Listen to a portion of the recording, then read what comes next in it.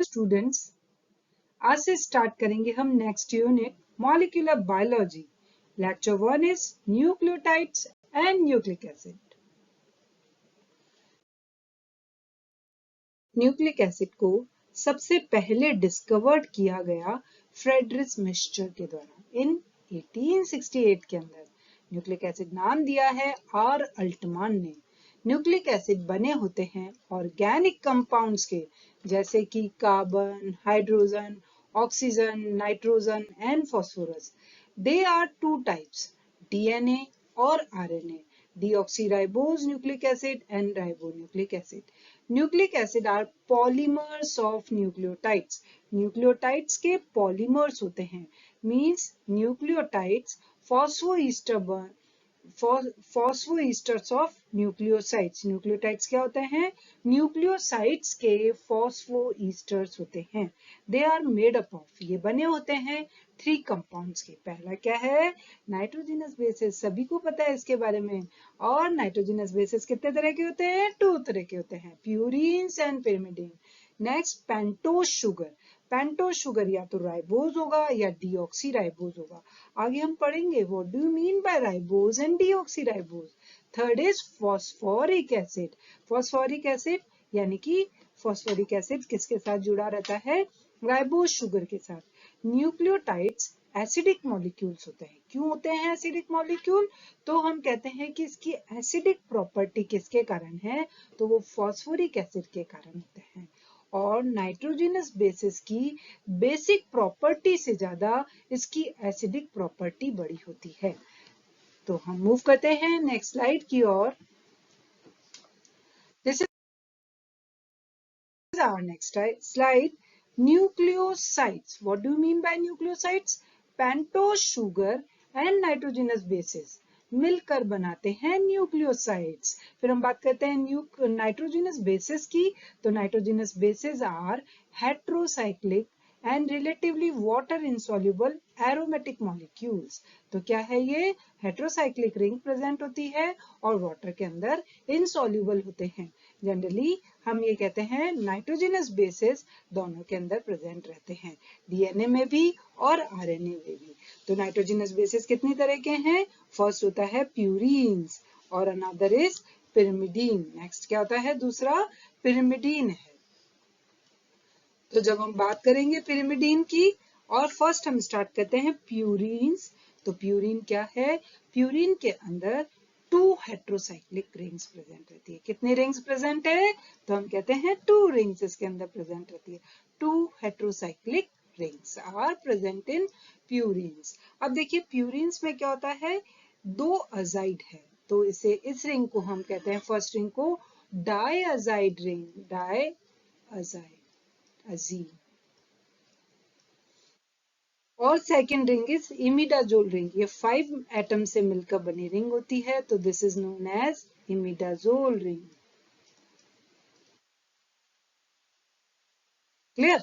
तो जब हम फर्स्ट रिंग की बात करते हैं, इसमें नंबरिंग कैसे होती है? एंटी क्लॉकवाइज डायरेक्शन में होती है। This is 1, this is 2, this is 3, this is 4, this is 5 and this is 6, this is 7, वापस ऐसे चलेगा 7, 8 एंड 9।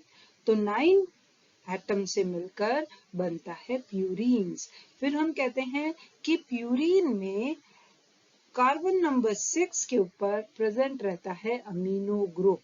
तो it is known as 6 amino purine. ये क्या कहलाता है? 6 अमीनो प्यूरीन। और अगर हम कहते हैं कि कार्बन नंबर 2 के ऊपर अमीनो ग्रुप आ जाए और 6 पे ऑक्सी ग्रुप आ जाए, तो यह कहलाता है 2 अमीनो 6 ऑक्सी प्यूरीन्स। क्लियर? समझ आया? मैं ऐसा कहना चाह रही हूँ कि इसके अंदर एंटी क्लॉकवाइज डायरेक्शन के अंदर नंबरिंग की जाती है। इसके अंदर अमीनो ग्रुप प्रेजेंट होता है और ये कहलाता है एडेनिन। फर्स्ट कंपाउंड क्या है? एडेनिन और अनदर इज गुआनिन। फिर हम बात करते हैं पिरिमिडीन रिंग की, और पिरिमिडीन रिंग के अंदर भी 2 अमीनो ग्रुप प्रेजेंट रहते हैं। ये है तो ये भी डायजीन रिंग होती है। फिर इसका जो नंबरिंग होता है वो क्लॉकवाइज डायरेक्शन में चलता है। 1 2 3 4 5 एंड 6 बने किसके होते हैं? तो हम ये कह सकते हैं साइनाइड के, CN and CN like that. तो अब हम याद ये रखेंगे कि पिरिमिडीन्स में कार्बन नंबर 2 के ऊपर ऑक्सी ग्रुप हमेशा ही प्रेजेंट रहता है, चाहे वो साइटोसिल हो, चाहे वो यूरेसिल हो, चाहे वो थाइमीन हो। फिर सिर्फ हम कहेंगे कि कार्बन नंबर 4 पर अगर अमीनो ग्रुप प्रेजेंट है तो वो कहलाता है साइटोसिन, और अगर अमीनो ग्रुप का डीएमिनेशन हो जाए और वहां पर ऑक्सी ग्रुप आ जाता है तो वो बन जाता है यूरेसिल, और अगर यूरेसिल का मिथाइलीकरण हो जाए और मिथाइलेशन हो जाए तो फॉर्मेशन होता है थाइमीन का। तो हम कहते हैं कि साइटोसिन में कार्बन नंबर 4 पर अमीनो ग्रुप होता है, यूरेसिल में कार्बन नंबर 4 पर ऑक्सी ग्रुप होता है, और थाइमीन में कार्बन नंबर 4 पर ऑक्सी एंड 5 पर मिथाइल ग्रुप प्रेजेंट रहता है। This is known as thymine. तो आपको याद रखना है कि प्यूरीन्स क्या होते हैं और पिरिमिडीन्स क्या होते हैं। चलिए अब आगे की ओर मूव करते हैं। अब हम बात करते हैं राइबोज शुगर। अभी मैंने आपको बताया पेंटोज शुगर होते हैं। 2 टाइप्स ऑफ पेंटोज शुगर किसके अंदर प्रेजेंट रहते हैं? डीएनए में या आरएनए में। डीएनए में कौन सी शुगर प्रेजेंट होता है? डीऑक्सीराइबोज। इसीलिए डीएनए का नाम क्या है? Deoxyribo nucleic acid. तो डीऑक्सीराइबोज का मतलब क्या होता है? डी का मतलब होता है एब्सेंट, जिसके अंदर ऑक्सीजन नहीं हो, जिसमें ऑक्सी ग्रुप एब्सेंट होता है, ऐसी शुगर क्या कहलाएगी? डीऑक्सीराइबोज। तो आप ये देखिए कि इसका जो कार्बन नंबर 2 है इसके ऊपर ऑक्सीजन ग्रुप नहीं होता, और राइबोज शुगर के अंदर कार्बन नंबर 2 पर ऑक्सी ग्रुप प्रेजेंट रहता है, तो इसे राइबोज शुगर कहते हैं। आरएनए में राइबोज शुगर होती है और डीऑक्सीराइबोज शुगर डीएनए के अंदर प्रेजेंट रहती है। यहाँ की नंबरिंग कहाँ से होती है? देखिए कितने हैं? 4 कार्बन और 1 ऑक्सीजन। रिंग का फॉर्मेशन किससे होता है? 4 कार्बन प्लस 1 ऑक्सीजन मॉलिक्यूल से एक रिंग का फॉर्मेशन होता है पेंटोज शुगर में। फिर हम कहते हैं कि हमेशा फॉस्फोरिक एसिड कहाँ जुड़ेगा? तो कार्बन नंबर 5 पर और कार्बन नंबर 3 पर जुड़ सकता है। और हम कहते हैं कि जो कार्बन नंबर 1 है उसमें OH ग्रुप कहाँ रहता है? अपग्रेड पोजीशन में रहता है। तो इसको हम कहते हैं कार्बन के अंदर बीटा रोटेशन पाया जाता है, कॉन्फ़िगरेशन बीटा रोटेशन में होता है। इसके आगे हम नेक्स्ट स्लाइड में देखते हैं कि किस तरह से न्यूक्लियोसाइड्स बनते हैं और न्यूक्लियोसाइड से बाद में न्यूक्लियोटाइड्स बनेंगे। तो फर्स्ट हम बात करेंगे कि न्यूक्लियोटाइड्स में नाइट्रोजिनस बेसेस पेंटोज शुगर से जुड़ते कहाँ पर है। तो ये पेंटोज शुगर और पेंटोज शुगर का ये कौन सा कार्बन है? Carbon number 1। और अगर पिरिमिडीन है, दिस इज पिरिमिडीन, ये क्या है? पिरिमिडीन है। और इस पिरिमिडीन के अंदर हम ये कहते हैं कि जो नाइट्रोजन 1 होती है N1, वो किसके साथ बॉन्ड करती है? कार्बन के साथ में, एनोमेरिक कार्बन के साथ, और 1H2O मॉलिक्यूल बाहर निकल जाता है। यहाँ पर जो बॉन्ड बनता है उसे कहते हैं C1N1 ग्लाइकोसाइडिक बॉन्ड। क्या कहलाता है? C1N1 glycosidic bond. ज्यादातर इसके अंदर क्या हो रहा है? सिन कॉन्फ़िगरेशन बनता है, लेकिन फेवर किया जाता है डीएनए के अंदर एंटी कॉन्फ़िगरेशन को। फिर साथ ही साथ ये हम देखते हैं प्यूरिन्स में। तो प्यूरिन्स में क्या होता है? कार्बन नंबर 1 कौन सी पोजीशन में है? एनोमेरिक कार्बन होता है। मीन्स OH ग्रुप कहाँ रहता है? ऊपर की तरफ। और यहाँ पे क्या प्रेजेंट है? H। तो क्या रिमूव हो जाएगा? एक वाटर मॉलिक्यूल रिमूव होगा। तो प्यूरिन्स के अंदर कैसा ग्लाइकोसाइडिक बॉन्ड होता है? तो याद रखना है C1 और H9। ये कौन सा नाइट्रोजन है? 9। और ये कौन सा है? 1। तो दो बॉन्डिंग हो रही है, वो कैसी है? C1N1 ग्लाइकोसाइडिक बॉन्ड किसके अंदर प्रेजेंट है? तो प्यूरिन्स के अंदर प्रेजेंट होता है ग्लाइकोसाइडिक बॉन्ड, और लिंकेज पाया जाता है। Glycosidic linkage is present in purines and पिरिमिडीन्स। तो राइबोज शुगर आरएनए होता है डीएनए में, राइबो आरएनए में, और डीऑक्सीराइबोज होता है डीएनए में। मूव करते हैं नेक्स्ट स्लाइड की ओर। तो अब देखिए न्यूक्लियोसाइड से न्यूक्लियोटाइड्स कैसे बनते हैं। अगर न्यूक्लियोसाइड के ऊपर फॉस्फोरिक ग्रुप जुड़ जाता है तो कौन से बॉन्ड से जुड़ता है, ईस्टर बॉन्ड से। तो आप ये देखिए, ये हो गया C1 और N9। फिर हमने कहा कार्बन नंबर 5 के ऊपर क्या अटैच हो जाएगा, कार्बन नंबर 5 के ऊपर जुड़ता है फॉस्फोरिक एसिड। तो ये कार्बन नंबर 5 जुड़ गया। जब आगे आप देखेंगे हम ये बोलेंगे कि 5 प्राइम एंड, तो दिस इज 5 प्राइम एंड, और यहाँ पर नया न्यूक्लियोटाइड अटैच हो रहा है तो ये क्या कहलाता है, 3 प्राइम एंड। तो पहला हमने ये बोला कि जब न्यूक्लियोसाइड से न्यूक्लियोटाइड बना तो न्यूक्लियोटाइड कहाँ जुड़ गया, कार्बन नंबर 5 पर, तो वो एंड कौन सा बन जाएगा, 5 प्राइम एंड। और अगर कार्बन नंबर जब भी नया न्यूक्लियोटाइड जुड़ेगा तो हमेशा नया न्यूक्लियोटाइड कौन से एंड पर जुड़ता है, 3 प्राइम एंड के ऊपर नया न्यूक्लियोटाइड ऐड होता है। तो इसे हम कहते हैं deoxy guanosine monophosphate. Now this is nucleotide.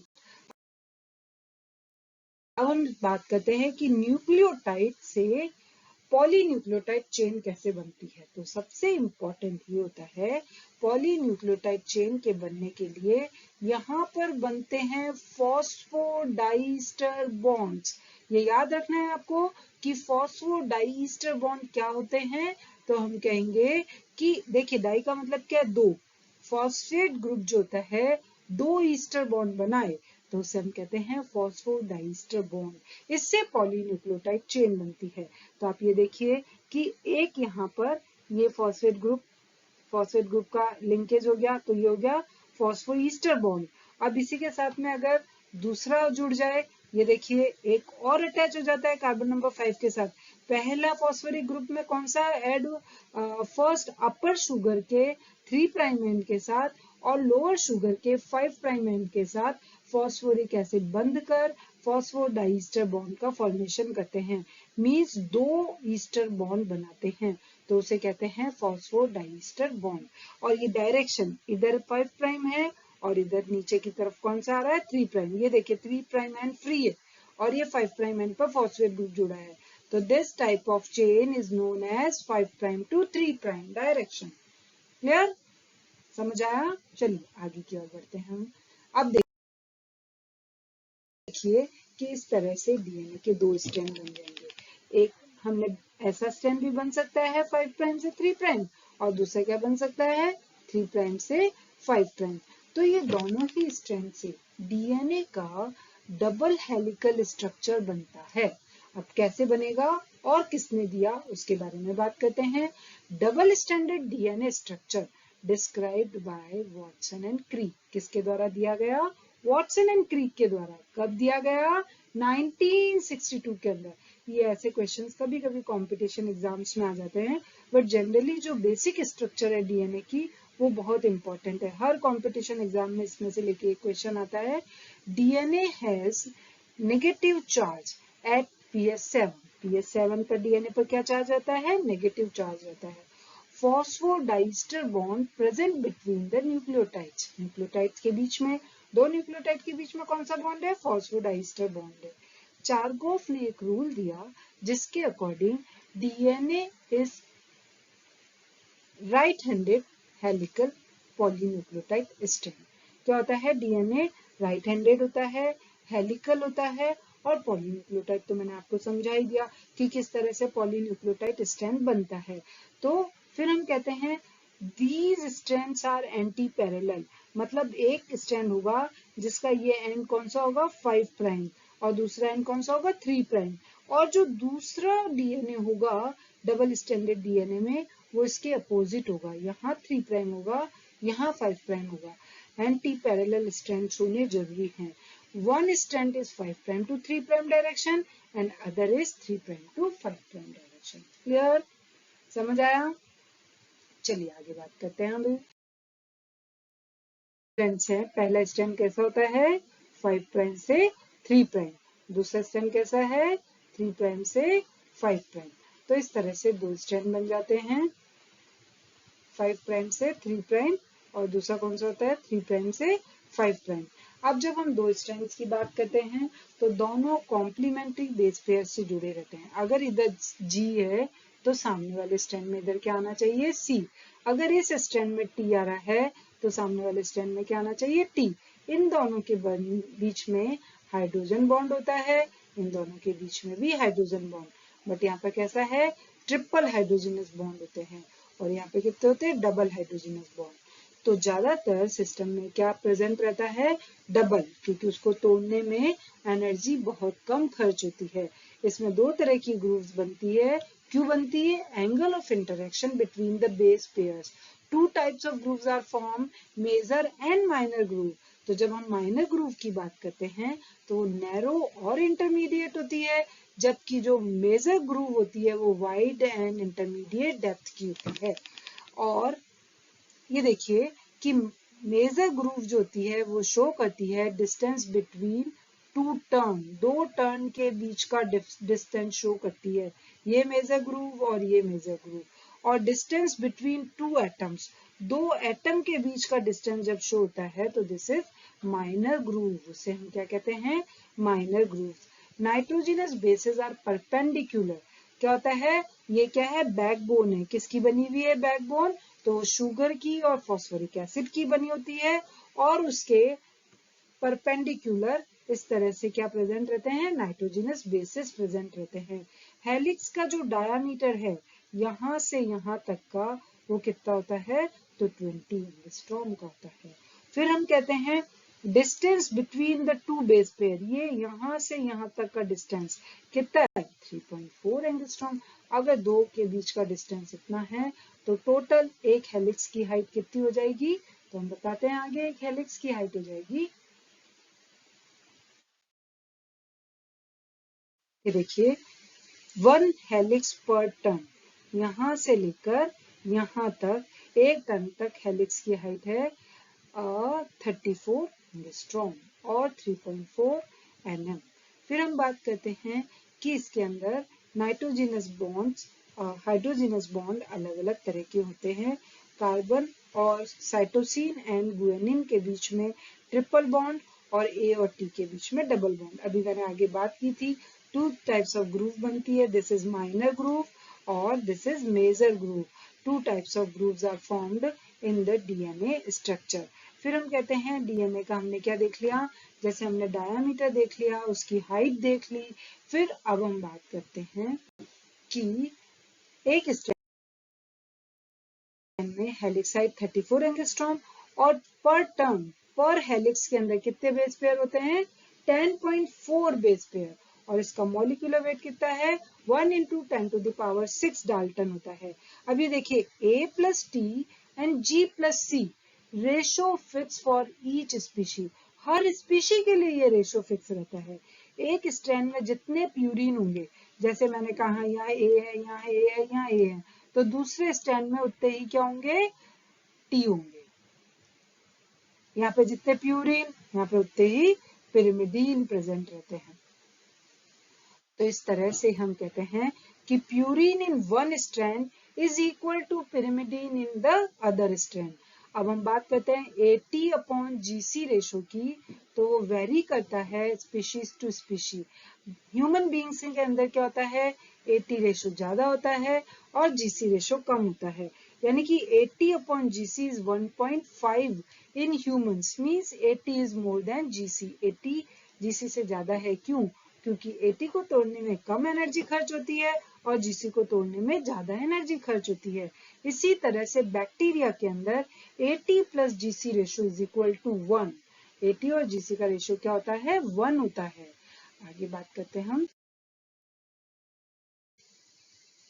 यहाँ पर हमारी डीएनए की स्ट्रक्चर कंप्लीट होती है।